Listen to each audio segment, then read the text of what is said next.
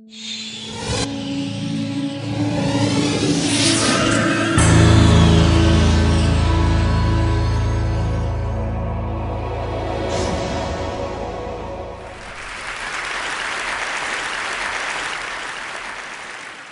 it's 1995. I'm in college. And a friend and I go on a road trip from Providence, Rhode Island to Portland, Oregon. And you know, we're young and unemployed, so we do the whole thing on back roads, through state parks and national forests, basically the longest route we can possibly take. And somewhere in the middle of South Dakota, I turn to my friend, and I ask her a question that's been bothering me for 2,000 miles. What's up with the Chinese character I keep seeing by the side of the road? My friend looks at me totally blankly. There's actually a gentleman in the front row who's doing a perfect imitation of her look. And I'm like, you know, all the signs we keep seeing with the Chinese character on them. She just stares at me for a few moments. And then she cracks up, because she figures out what I'm talking about. And what I'm talking about is this.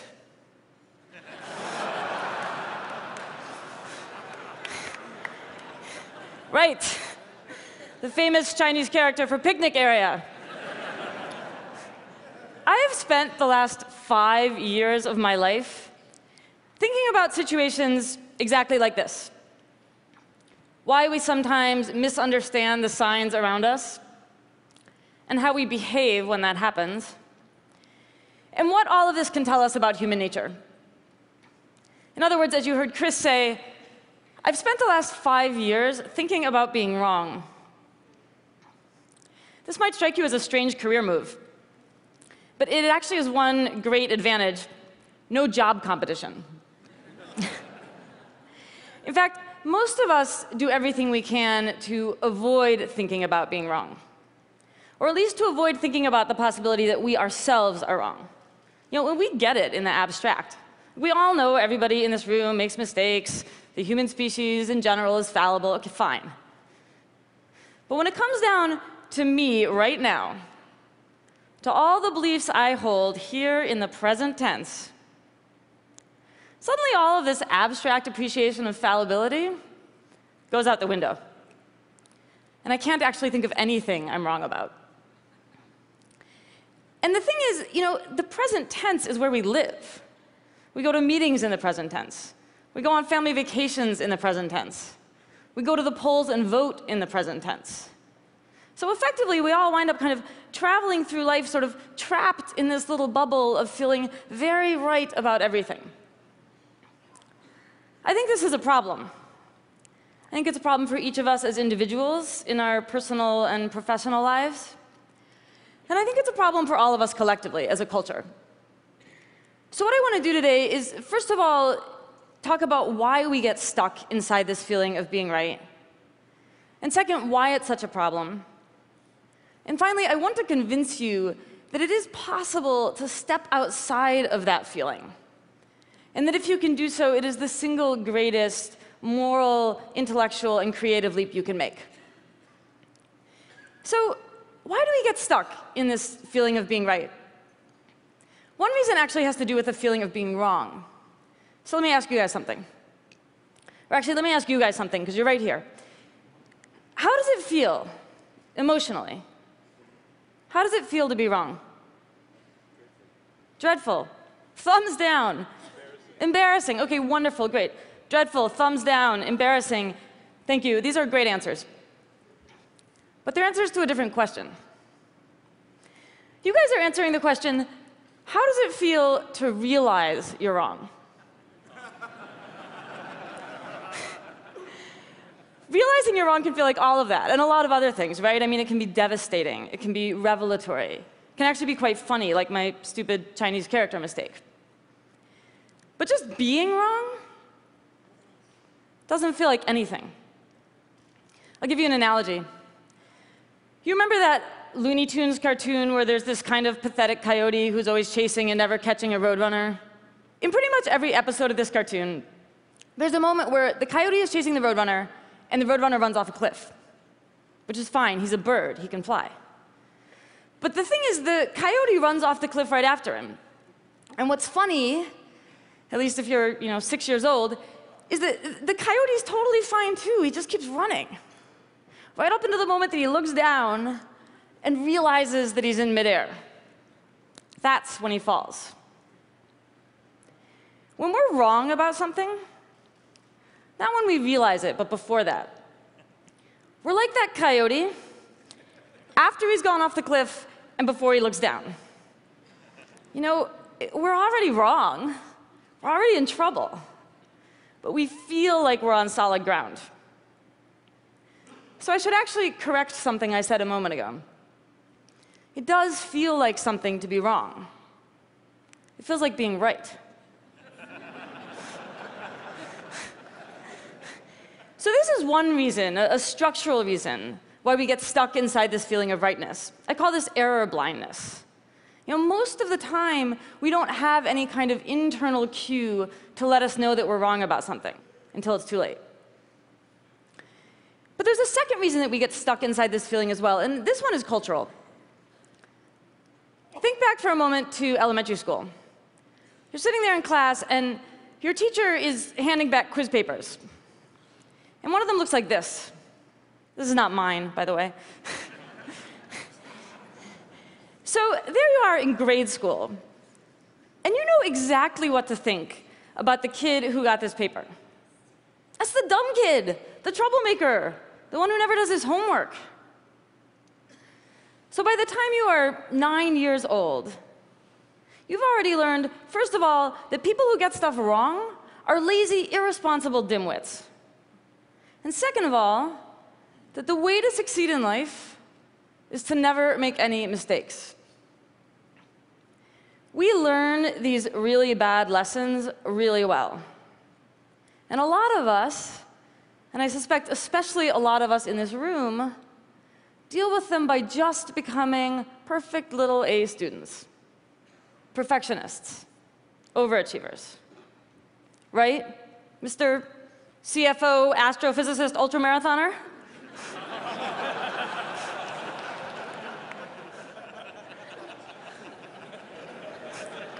You're all CFO, astrophysicist, ultramarathoners, it turns out. Okay, so fine, right? Except that then we freak out at the possibility that we've gotten something wrong. Because according to this, getting something wrong means there's something wrong with us. So we just insist that we're right, because it makes us feel smart and responsible and virtuous and safe. So let me tell you a story. A couple of years ago, a woman comes into Beth Israel Deaconess Medical Center for a surgery. Beth Israel's in Boston. It's the teaching hospital for Harvard, one of the best hospitals in the country. So this woman comes in, and she's taken into the operating room. She's anesthetized. The surgeon does his thing, stitches her back up, sends her out to the recovery room. Everything seems to have gone fine. And she wakes up, and she looks down at herself, and she says, "Why is the wrong side of my body in bandages?" Well, the wrong side of her body is in bandages because the surgeon has performed a major operation on her left leg instead of her right one. When the vice president for healthcare quality at Beth Israel spoke about this incident, he said something very interesting. He said, for whatever reason, the surgeon simply felt that he was on the correct side of the patient. The point of this story is that trusting too much in the feeling of being on the correct side of anything can be very dangerous. This internal sense of rightness that we all experience so often is not a reliable guide to what is actually going on in the external world. And when we act like it is, and we stop entertaining the possibility that we could be wrong, well, that's when we wind up doing things like dumping 200 million gallons of oil into the Gulf of Mexico, or torpedoing the global economy. So this is a huge practical problem. But it's also a huge social problem. Think for a moment about what it means to feel right. It means that you think that your beliefs just perfectly reflect reality. And when you feel that way, you've got a problem to solve, which is, how are you going to explain all of those people who disagree with you? It turns out most of us explain those people the same way, by resorting to a series of unfortunate assumptions. The first thing we usually do when someone disagrees with us is we just assume they're ignorant. They don't have access to the same information that we do, and when we generously share that information with them, they're going to see the light and come on over to our team. When that doesn't work, when it turns out those people have all the same facts that we do and they still disagree with us, then we move on to a second assumption, which is that they're idiots. They have all the right pieces of the puzzle, and they are too moronic to put them together correctly. And when that doesn't work, when it turns out that people who disagree with us have all the same facts we do and are actually pretty smart, then we move on to a third assumption. They know the truth, and they are deliberately distorting it for their own malevolent purposes. So this is a catastrophe. This attachment to our own rightness keeps us from preventing mistakes when we absolutely need to, and causes us to treat each other terribly. But to me, what's most baffling and most tragic about this is that it misses the whole point of being human. It's like we want to imagine that our minds are just these perfectly translucent windows, and we just kind of gaze out of them and describe the world as it unfolds. And we want everybody else to gaze out of the same window and see the exact same thing. That is not true, and if it were, life would be incredibly boring. The miracle of your mind isn't that you can see the world as it is. It's that you can see the world as it isn't. We can remember the past, and we can think about the future, and we can imagine what it's like to be some other person in some other place. And we all do this a little differently, which is why we can all look up at the same night sky and see this, and also this, and also this. And yeah, it is also why we get things wrong. 1,200 years before Descartes said his famous thing about "I think, therefore I am," this guy, St. Augustine, sat down and wrote "Fallor ergo sum." I err, therefore I am. Augustine understood that our capacity to screw up, it's not some kind of embarrassing defect in the human system, something we can eradicate or overcome. It's totally fundamental to who we are. Because unlike God, we don't really know what's going on out there. And unlike all of the other animals, we are obsessed with trying to figure it out. To me, this obsession is the source and root of all of our productivity and creativity. Last year, for various reasons, I found myself listening to a lot of episodes of the public radio show This American Life. I'm sure a lot of you know it. And so I'm listening, and at some point, I start feeling like all the stories are about being wrong. And my first thought was, I've lost it. I've become the crazy wrongness lady. I just imagine it everywhere, which has happened. But a couple of months later, I actually had a chance to interview Ira Glass, who's the host of the show. And I mentioned this to him, and he was like, no, actually, that's true. In fact, he says, as a staff, we joke that every single episode of our show has the same crypto theme. And the crypto theme is, I thought this one thing was going to happen, and something else happened instead. And the thing is, says Ira Glass, we need this. We need these moments of surprise and reversal and wrongness to make these stories work. And for the rest of us, as audience members, as listeners, as readers, we eat this stuff up. We love things like plot twists and red herrings and surprise endings. When it comes to our stories, we love being wrong. But our stories are like this because our lives are like this. We think this one thing is going to happen, and something else happens instead. George Bush thought he was going to invade Iraq, find a bunch of weapons of mass destruction, liberate the people, and bring democracy to the Middle East. And something else happened instead. And Hosni Mubarak thought he was going to be the dictator of Egypt for the rest of his life until he got too old or too sick and could pass the reins of power on to his son. And something else happened instead.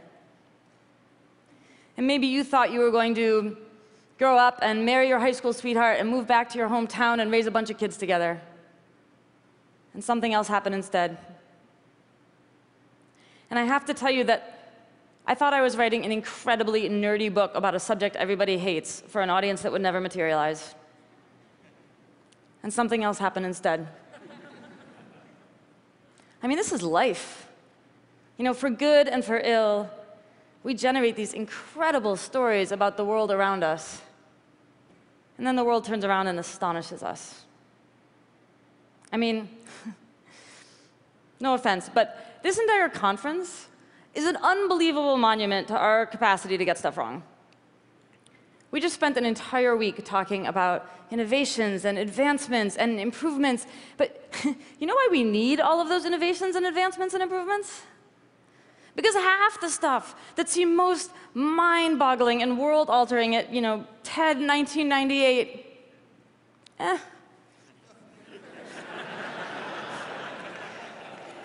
didn't really work out that way, did it? You're like, where's my jetpack, Chris?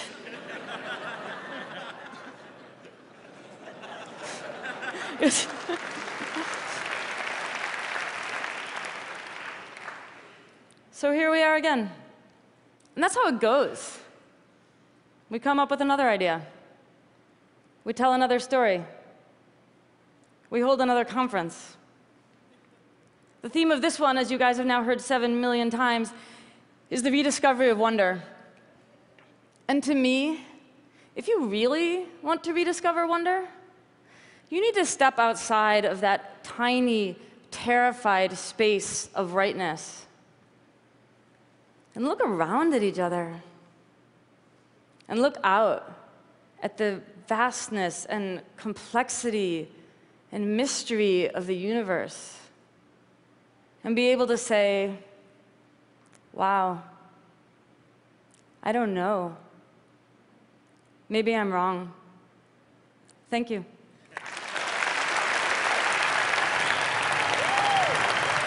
Thank you, guys.